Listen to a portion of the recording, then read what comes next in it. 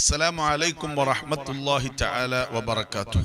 പരിശുദ്ധമായ ദുൽഹജ്ജ് മാസത്തിലെ 7ാമത്തെ ദിവസത്തിലാണ് നാം നിലകൊള്ളുന്നത്. അഥവാ അള്ളാഹുവിന്റെ പ്രത്യേകമായ അനുഗ്രഹങ്ങൾ ഇനിയുള്ള ദിവസങ്ങളിൽ വളരെ വിപുലവും വളരെ വ്യാപ്തിയും ഉള്ളതായിരിക്കും. അതുകൊണ്ട് തന്നെ ഇന്നത്തെ ദിവസത്തിന്റെ പ്രത്യേകതകൾ മഹാന്മാരായ പണ്ഡിതന്മാർ പറയുന്നു. റഹ്മത്ത് പെയ്തുറങ്ങും, നരകത്തിന്റെ വാതില് കൊട്ടിയടയ്ക്കും. ഇനി പെരുന്നാൾ കഴിയുന്നത് വരെ ആ നരകത്തിന്റെ വാതിലുകൾ അടഞ്ഞു തന്നെ കിടക്കും. അതുപോലെ തന്നെ സ്വർഗത്തിന്റെ വാതിലുകൾ മലർക്കെ തുറന്നിടുകയാണ്. നരകത്തിൽ നിന്ന് അത്തുക്ക് ചെയ്യുന്ന, മോചനം ലഭിക്കുന്ന കോടിക്കണക്കിന് ആളുകൾക്ക് അങ്ങനെ ഒരു സൗഭാഗ്യം ലഭിക്കുന്ന ദിവസമാണ്. മാത്രവുമല്ല, ഇന്നത്തെ ദിവസം നോമ്പ് പിടിച്ചിട്ടുള്ള ആളുകൾക്ക് 30 പ്രയാസങ്ങൾ അല്ലാഹു സുബ്ഹാനഹു വ തആല അവന്റെ പ്രയാസങ്ങൾ അടച്ചു കൊടുക്കും. 30 സന്തോഷങ്ങൾ അല്ലാഹു സുബ്ഹാനഹു വ തആല അവന് തുറന്നു കൊടുക്കും. അഥവാ യൗമുത് തർവിയ എന്ന് പറയുന്ന അതിശ്രേഷ്ഠമായ ദിവസത്തിന്റെ തൊട്ടുമുമ്പുള്ള ദിവസമാണ് ദുൽഹജ്ജ് മാസം 7. ഇപ്പോൾ നിങ്ങൾ ഈ വീഡിയോ കണ്ടുകൊണ്ടിരിക്കുമ്പോൾ അത് ആ തർവിയത്തിന്റെ ദിവസമാണ്. ഞാൻ പറയാൻ വരുന്നത് മറ്റ് 1-2 കാര്യങ്ങളാണ്. അഥവാ ഇന്നത്തെ മഗ്രിബിന് ശേഷം നാം നേരിടുന്ന ദിവസം യൗമുത് തർവിയ എന്ന് പറയുന്ന ദിവസമാണ്. ഹജ്ജിന് വേണ്ടി ഒരുങ്ങുന്ന, അല്ലെങ്കിൽ അതിനു വേണ്ടി വെള്ളവും മറ്റും ശേഖരിക്കുന്ന, സംസം വെള്ളവും ഒക്കെ ശേഖരിക്കുന്ന, മിനായിലേക്കും തുടർന്നുള്ള മുസ്തലിഫയും അറഫയും ജംറത്തുകളും ഒക്കെ എറിയാൻ പോകുന്ന, അതിനുള്ള ഒരുക്കത്തിന്റെ ആ അർത്ഥം വരുന്ന ദിവസമാണ് ദുൽഹജ്ജ് 8. അത് നമുക്ക് ഇൻഷാ അല്ലാഹ് നാളെയാണ്. സുബ്ഹാനല്ലാഹ്, എത്രമാത്രം ശ്രേഷ്ഠതയാണ്. 5 രാത്രികൾ അള്ളാഹുവിനോട് അടുക്കാൻ തയ്യാറായിട്ടുള്ള മുഅ്മിനീങ്ങളായ ആളുകൾക്ക് 5 രാത്രികൾ അള്ളാഹു സെലക്ട് ചെയ്ത് കൊടുത്തിട്ടുണ്ട്. അതിൽ ഒരു രാത്രിയാണ് യൗമുത് തർവിയ. ആ യൗമുത് തർവിയയിലെ നോമ്പടക്കം എല്ലാ അമലുകൾക്കും വണ്ണമായ ശ്രേഷ്ഠമാണ് അല്ലാഹു സുബ്ഹാനഹു തആല കൊടുത്തിട്ടുള്ളത്. സ്വർഗം നൽകും എന്നല്ല പറഞ്ഞത്, വജബത്തുൽ ലഹുൽ ജന്നത്തു, അവന് അല്ലെങ്കിൽ അവൾക്ക് സ്വർഗം നിർബന്ധമായി എന്ന് അല്ലാഹുവിന്റെ റസൂൽ സല്ലല്ലാഹു അലൈഹി വസല്ലം.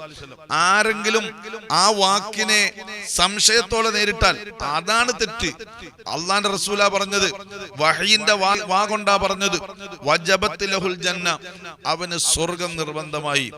അഥവാ ദുൽഹജ്ജ് 8 അറഫയ്ക്ക് തൊട്ടു മുമ്പുള്ള ദിവസം നോമ്പ് പിടിച്ചാലുള്ള കൂലിയാണ്, ശ്രേഷ്ഠതയാണ് നാം പറഞ്ഞുകൊണ്ടിരിക്കുന്നത്. ഏറ്റവും ദുആക്ക് ഇജാബത്തുള്ള ദിവസമാണ് തർവിയത്തിന്റെ ദിവസം. അതേപോലെ അതിന് തുടർന്ന് വരുന്ന അറഫ രാവ്, അതിന് തുടർന്ന് വരുന്ന പെരുന്നാൾ രാവ്. ഈ 5 രാത്രികളിൽ 3 രാവ് നമ്മുടെ കയ്യിൽ തന്നെയുണ്ട്, നമ്മുടെ തൊട്ടടുത്ത് തന്നെയുണ്ട്. എന്തൊരു സൗഭാഗ്യമാണ്.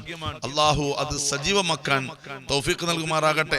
മറ്റ് 2 ദിവസങ്ങൾ ഈ വലിയ പെരുന്നാളുമായി ബന്ധപ്പെട്ടതല്ലാത്ത മറ്റ് 2 രാത്രികളാണ്.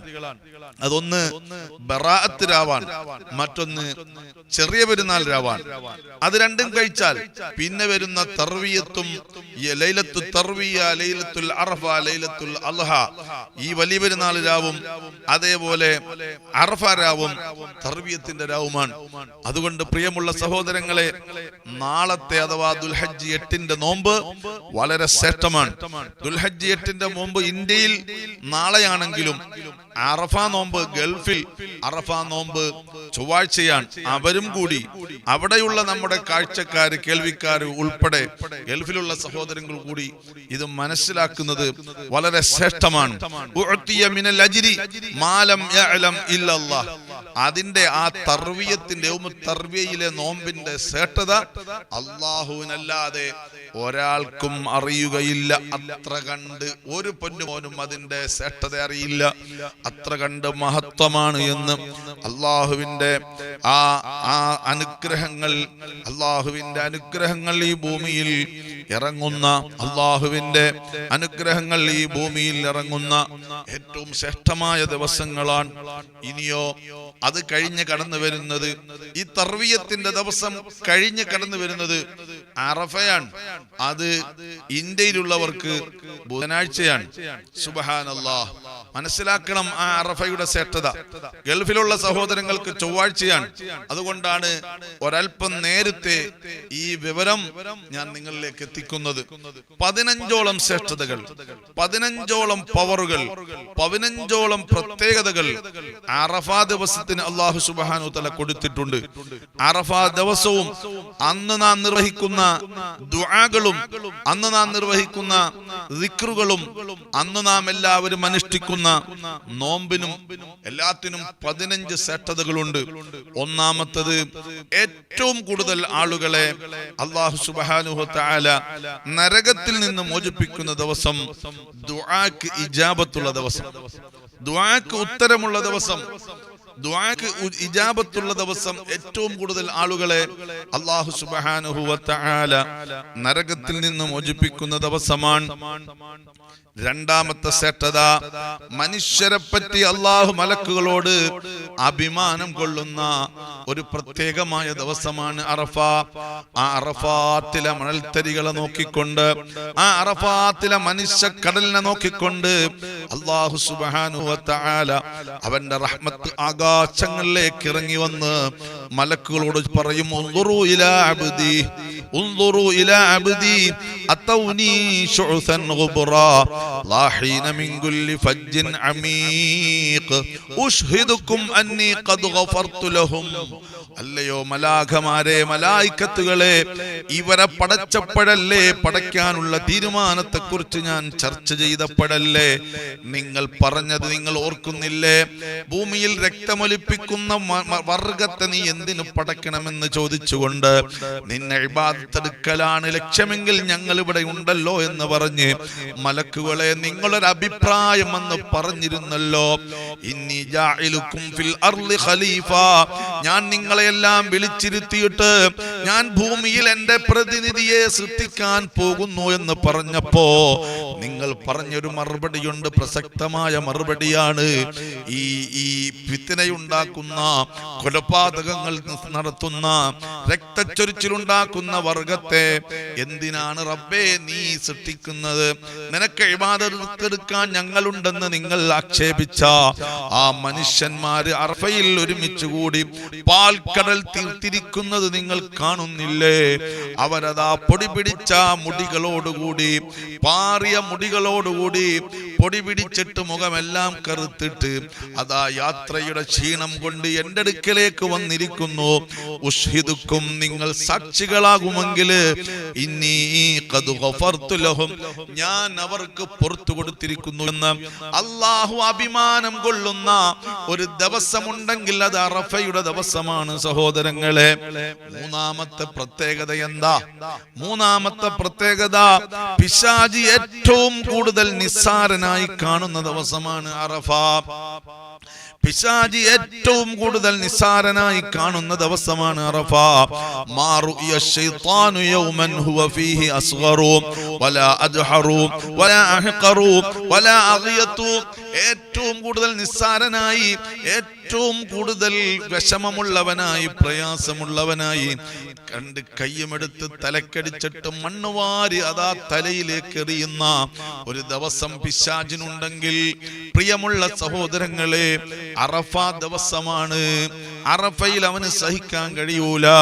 മുഅ്മിനീങ്ങൾ എത്രയോ ദിക്കുകളിൽ നിന്ന് പ്രയാസങ്ങൾ സഹിച്ച് കപ്പലുകളേറി വിമാനങ്ങളേറി നടന്നുകൊണ്ട് അതാ ഒട്ടകപ്പുറത്തും അല്ലാതെയുമൊക്കെ ഹജ്ജിന് വന്നിട്ട് പാവപ്പെട്ട ആളുകൾ, സുബ്ഹാനല്ലാഹ്, അവരിൽ ക്ഷീണിതരുണ്ട്, സ്ത്രീകളുണ്ട്, കുട്ടികളുണ്ട്, പ്രായം ചെന്നവരുണ്ട്, ചെറുപ്പക്കാരുണ്ട്, രോഗികളുണ്ട്. പക്ഷെ അവർക്കൊരേ ഒരു ലക്ഷ്യമാണ്, അള്ളാഹുവിന്റെ ആ അടിമയായി ആ ഉടമയെ അംഗീകരിച്ചുകൊണ്ട് ആ അറഫയിലൊന്ന് എത്തുക. മദീനത്തെ ഹോസ്പിറ്റലിൽ കഴിയുന്ന ഹാജിമാരെയും കൊണ്ട് എത്ര ആംബുലൻസ് ആണ് അതാ അറഫയിലേക്ക് നീങ്ങുന്നത്. അതുകൊണ്ട് പിശാച് ഏറ്റവും കൂടുതൽ നിന്ദ്യനായി പോകുന്ന, അവന്റെ പരിശ്രമങ്ങൾക്കൊരു വിലയുമില്ല എന്നവൻ മനസ്സിലാക്കുന്ന ഒരു ദിവസമാണ് അറഫ. അവൻ അന്ന് ഏറ്റവും ചുരുങ്ങിപ്പോകുന്നവനാ, അന്നവൻ ഏറ്റവും നിന്ദ്യനായവനാ, അന്നവൻ ഏറ്റവും കോപിഷ്ഠനാ, അന്നവൻ എല്ലാം കൊണ്ടും തകർന്ന് തരിപ്പണമാകുന്നവനാ അറഫ ദിവസം. അതുകൊണ്ട് മുഅ്മിനീങ്ങളെ സന്തോഷിക്കണേ, അല്ലാഹു അഭിമാനം കൊള്ളുന്ന ദിവസമാണ്. ഇതേപോലെ പിശാച് പ്രതിസന്ധിയിലും പ്രയാസത്തിലും നിന്ദനുമായത് മറ്റൊരു ദിവസമാണ് ബദർ ദിവസം. യൗമ ബദർ, ബദറിന്റെ ദിവസമല്ലാതെ ഇതിനു മുമ്പ് അവൻ ഇതേപോലെ കൊച്ചായിട്ടില്ല, ഇതേപോലെ നിന്ദ്യനായിട്ടില്ല. അത്രയ്ക്കുമുള്ള വലിയ നിന്ദ്യതയാണ് അറഫ ദിവസം അവൻ അനുഭവിക്കുന്നത്. നാലാമത്തെ പ്രത്യേകത, പാപമോചനത്തിന്റെ വ്യാപ്തി കണ്ട്, പാപമോചനത്തിന്റെ വ്യാപ്തി കണ്ട് പിശാച് തലയിൽ മണ്ണ് വാരിയിടുന്ന ദിവസമാണ്.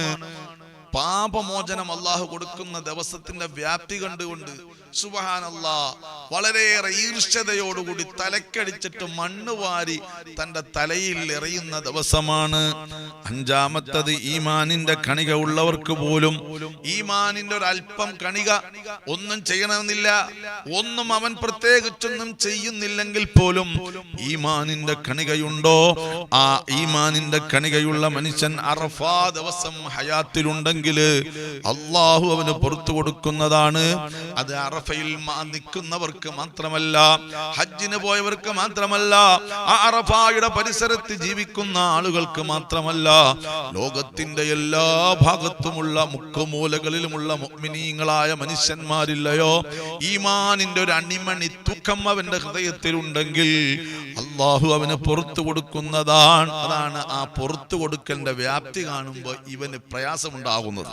ഇനി ആറാമത്തെ പ്രത്യേകത എന്താണ്? അറഫയിലെ ദുആക്ക് ഏറ്റവും ഇജാബത്തുള്ള ദിവസമാണ്. എല്ലാ പ്രവാചകന്മാരും അന്ന് ദുആ ചെയ്തിട്ടുണ്ട്. എല്ലാ പ്രവാചകന്മാരും അന്ന് പ്രത്യേകം ദിക്റുകൾ ചൊല്ലിയിട്ടുണ്ട്. അതിലെല്ലാവരും ചൊല്ലിയ ദിക്റിതാണ് ലാ ഇലാഹ ഇല്ലല്ലാഹ് വഹ്ദഹു ലാ ശരീക ലഹു ലഹുൽ മുൽക്കു വലഹുൽ ഹംദു വഹുവ അലാ കുല്ലി ശൈഇൻ ഖദീർ. എന്നോടൊപ്പം ചൊല്ലാൻ ശ്രമിക്കണേ സഹോദരങ്ങളെ.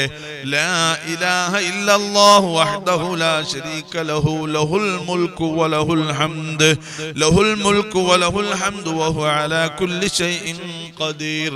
ഈ ദുആ, ഈ ദിക്റുമായിട്ടാണ് എല്ലാ പ്രവാചകന്മാരും അറഫാ ദിവസം നിന്നിട്ടുള്ളത്. അതുകൊണ്ട് നമുക്കും ആ ദിക്റു ചൊല്ലി അവരോടൊപ്പം പങ്കെടുക്കാം. അല്ലാഹു തൗഫീഖ് നസീബാക്കി തരുമാറാകട്ടെ. ഏഴാമത്തെ ശ്രേഷ്ഠത എന്താണ്?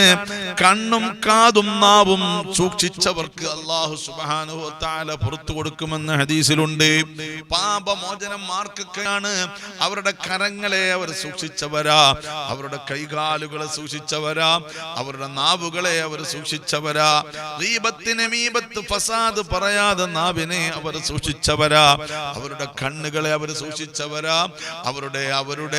അവരുടെ ചെവികളെ അവർ സൂക്ഷിച്ചവരാ.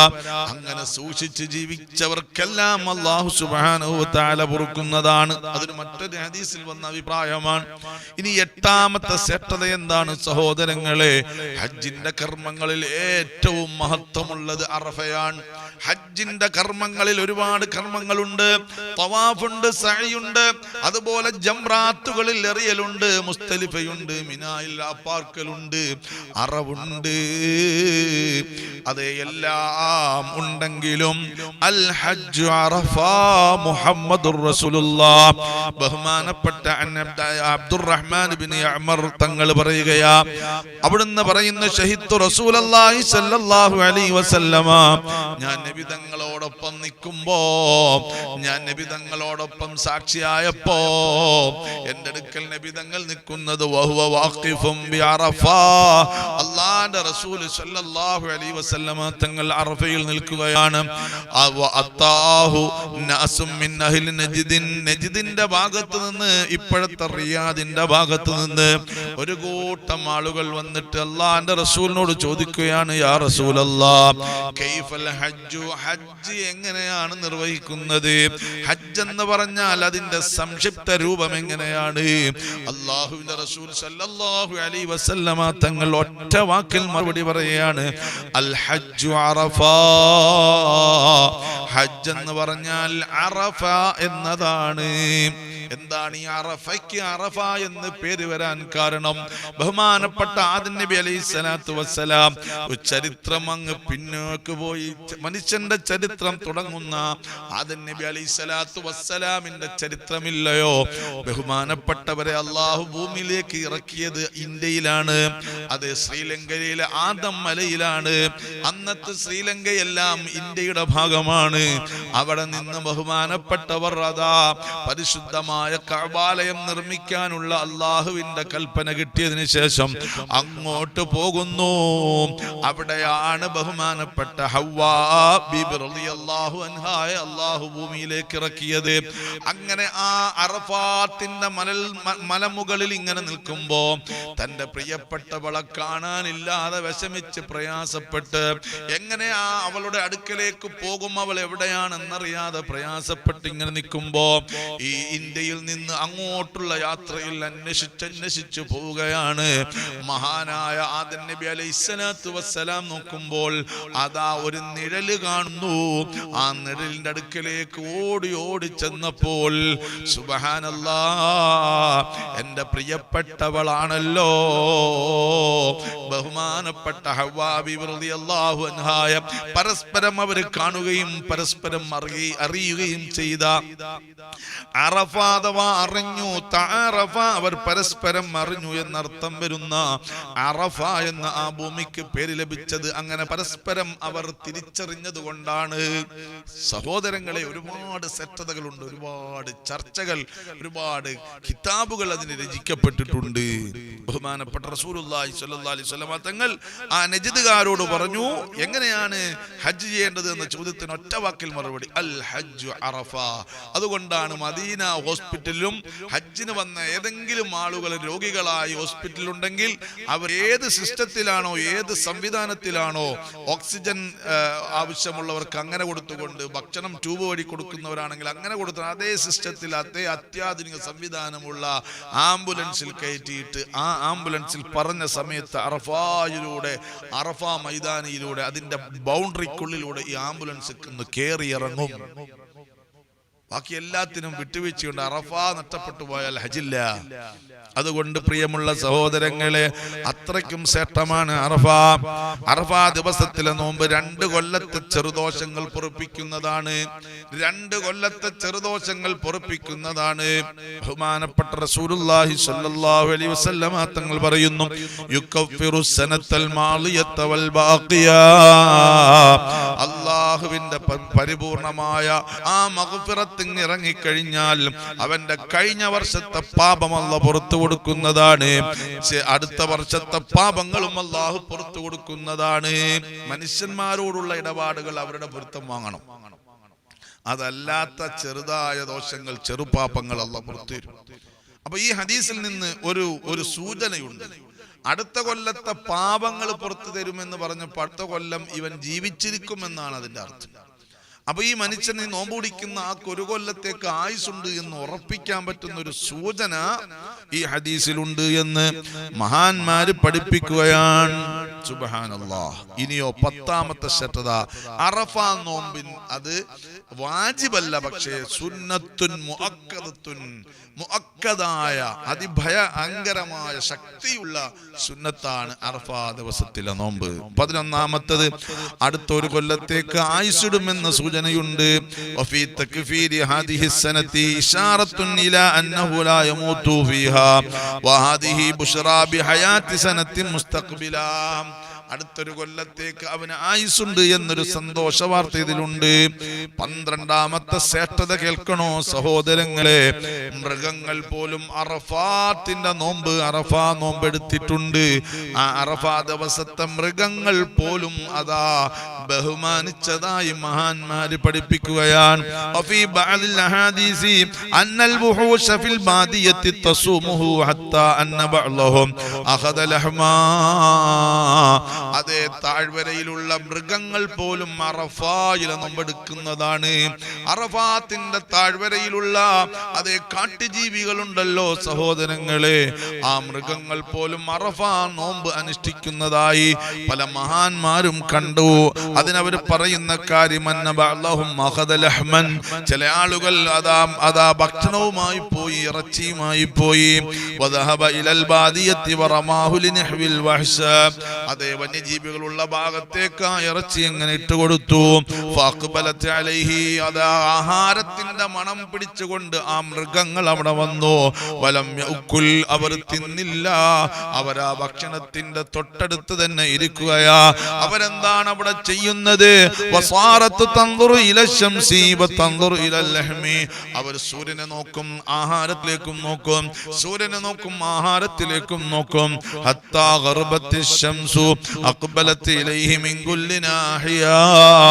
സൂര്യൻ അസ്തമിച്ച ഉടനെ തന്നെ അവരെല്ലാവരും കൂടി വന്നിട്ട് ആ ഭക്ഷണം കഴിക്കുകയാണ്. അഥവാ പകൽ ദിവസം അവർ ഭക്ഷിച്ചില്ല, അവർ അറഫയെ ബഹുമാനിച്ചു നോമ്പിലാണ്. അത് 12ാമത്തെ ശ്രേഷ്ഠതയാണ്. അപ്പോൾ അല്ലാഹുവിന്റെ മൃഗങ്ങൾ പോലും, ബുദ്ധിയില്ലാത്ത ജീവികളാകുന്ന മൃഗങ്ങൾ പോലും ആ അറഫയെ ബഹുമാനിച്ചുവെങ്കിൽ എന്റെ പ്രിയപ്പെട്ട പൊന്നു സഹോദര, കർലിന്റെ കഷ്ണമായ പ്രിയങ്കരിയായ സഹോദരി, ആ അറഫായുടെ നോമ്പ് നീ വിട്ടുകളയാൻ പാടില്ല. ആ അറഫായ നീ ബഹുമാനിക്കാതെ അതേ പഴയതുപോലെ ജീവിക്കാൻ പാടില്ല. 13ാമത്തെ ശ്രേഷ്ഠത എന്താണ്? ഈ ദിവസങ്ങളിൽ 1 മുതൽ 10 വരെയുമുള്ള ദിവസങ്ങളിൽ ഉളുഹിയ്യത്തിന് പറ്റിയ മൃഗങ്ങളെ കാണുമ്പോഴും അവരുടെ ശബ്ദം കേൾക്കുമ്പോഴും അല്ലാഹു അക്ബർ, അല്ലാഹു അക്ബർ, അല്ലാഹു അക്ബർ എന്ന തക്ബീർ മുഴക്കൽ സുന്നത്തുണ്ട്. അതുപോലെ തന്നെ ഈ അറഫാ നോമ്പ് പിടിക്കുന്ന അന്നത്തെ ദിവസത്തെ സുബഹി നിസ്കാരമുണ്ടല്ലോ, അത് നമ്മുടെ 1ാമത്തെ പെരുന്നാള്. അറഫാ ദിവസം നമ്മുടെ 1ാമത്തെ പെരുന്നാളാണ്. കാരണം അറഫാ നോമ്പ് അനുഷ്ഠിച്ച് സുബഹിയുടെ വാങ്ക് വിളിച്ച അന്നരം മുതൽ നമുക്ക് അറഫാ നോമ്പ് കടന്നു. ആ സുബഹി നിസ്കരിച്ചിട്ട് നിസ്കാരത്തിൽ സലാം വീട്ടിയ ഉടൻ ആ നിസ്കാരത്തിലുള്ള ദിക്ർ ചൊല്ലുന്നതിന് മുമ്പ് തന്നെ തക്ബീർ ചൊല്ലൽ സുന്നത്തുണ്ട്. അത് അയ്യാമു തശ്രീഖിന്റെ ദിവസം അസ്ർ വരെയും ആ സുന്നത്ത് നിലനിൽക്കുന്ന സുന്നത്താണ്.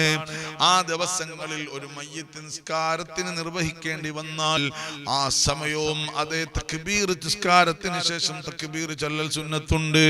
ജുമുഅക്ക് ശേഷം തക്ബീർ ചൊല്ലൽ സുന്നത്തുണ്ട്. അറഫായുടെ സുബ്ഹി മുതൽ തുടങ്ങുന്ന സുന്നത്ത് നിസ്കാരമാണ് അറഫായുടെ സുബഹി മുതലുള്ള സുന്നത്ത് നിസ്കാരം. ആ അറഫായുടെ സുബഹി മുതലുള്ള തക്ബീർ, ആ സലാം വീട്ടിയ ഉടനെ നമ്മൾ തക്ബീർ ചൊല്ലും. അല്ലാഹു അക്ബർ, അല്ലാഹു അക്ബർ, അല്ലാഹു അക്ബർ, ലാ ഇലാഹ ഇല്ലല്ലാഹു, അല്ലാഹു അക്ബർ, അല്ലാഹു അക്ബർ വലില്ലാഹിൽ ഹംദ്. അങ്ങനെ നമുക്ക് ചെല്ലാൻ പറ്റുന്ന അത്രയും തക്ബീർ അവിടെ ഇരുന്ന് കൊണ്ട് ചൊല്ലണം. ഇത് വാരിദായ ദിക്റുകൾ ചൊല്ലുന്നതിന് മുമ്പുള്ള തക്ബീറാണ്. എപ്പോഴും മുർസലായ തക്ബീർ നമുക്ക് എപ്പോഴും ചെല്ലാവുന്ന തക്ബീറാണ്. പക്ഷേ ഇതങ്ങനെയല്ല. ഇത് വാരിദായ ദിക്റിന് മുമ്പേ ആ സമയത്ത് സലാം വീട്ടിയ ഉടനെ വാരിദായ ദിക്ർ, തസ്ബീഹ്, ദുആക്ക് മുമ്പേ ചൊല്ലുന്ന തക്ബീറാണ്. അതുകൊണ്ട് അതിലെ ഏറ്റവും വലിയ പ്രത്യേകതയാണ് അതിന്റെ കാരണം. 14ാമത്തെ പ്രത്യേകത, അയ്യാമുത്ത തശ്രീഖിന്റെ അസ്ർ നിസ്കാരം വരെ ഇത് തുടരണം. മയ്യിത്ത് നിസ്കാരത്തിന് ശേഷവും ഇത് വേണം. 15ാമത്തെ ഒരു കാര്യം പറയാനുള്ളത്, ഇത് ഇൻഷാ അല്ലാഹ് നിങ്ങളിലേക്ക് ഇത് എത്തുന്ന സമയം ഗൾഫിലുള്ള സഹോദരങ്ങൾ ശ്രദ്ധിക്കണം. അവർക്ക് അറഫാ നോമ്പ്, ഈ പറയപ്പെട്ട പരിപൂർണമായ ശ്രേഷ്ഠതയുള്ള അറഫാ നോമ്പ് നാളെയാണ്. ഇന്ത്യയിലുള്ളവർക്ക് മറ്റന്നാളുമാണ്. പിറ കാണുന്നത് അനുസരിച്ച് സൂമൂ ലിറുയത്തിഹി വഅഫ്തിറൂ ലിറുയത്തിഹി എന്ന ഹദീസിന്റെ അടിസ്ഥാനത്തിൽ അതാത് പ്രദേശങ്ങളിലെ സൂര്യാസ്തമന വ്യത്യാസം അനുസരിച്ച് ചന്ദ്രന്റെ ഉദയത്തിനും അസ്തമാനത്തിനുമൊക്കെ വ്യത്യാസങ്ങളുണ്ട്. അതനുസരിച്ച് ഒരു ദിവസം മുമ്പെയാണ് ഗൾഫ് രാജ്യങ്ങളിൽ ഈ ചടങ്ങുകളൊക്കെ ഉള്ളത്. അതുകൊണ്ട് ഗൾഫിലുള്ള സഹോദരങ്ങൾ ചൊവ്വാഴ്ച ദിവസം അറഫ നോമ്പ് പിടിക്കണം. ഇന്ത്യയിലുള്ള നമ്മുടെ നാട്ടിലുള്ള സഹോദരങ്ങൾ ബുധനാഴ്ച ദിവസവും അറഫ നോമ്പ് പിടിക്കണം. ഇൻഷാ അല്ലാഹ് ഒരുപാട് ദിക്റുകളൊക്കെ ചൊല്ലാനുള്ള, ഒരുപാട് ദുആ ചെയ്യാനുള്ള അവസരങ്ങളാണ് നമ്മുടെ ഈ വീഡിയോയുടെ കമന്റ് ബോക്സിൽ വന്ന് ദുആ കൊണ്ട് വസീയത്ത് ചെയ്യുന്ന ഒരുപാട് ആളുകളുണ്ട്. അല്ലാഹു അവർക്കെല്ലാം പുറത്തു കൊടുക്കുമാറാകട്ടെ.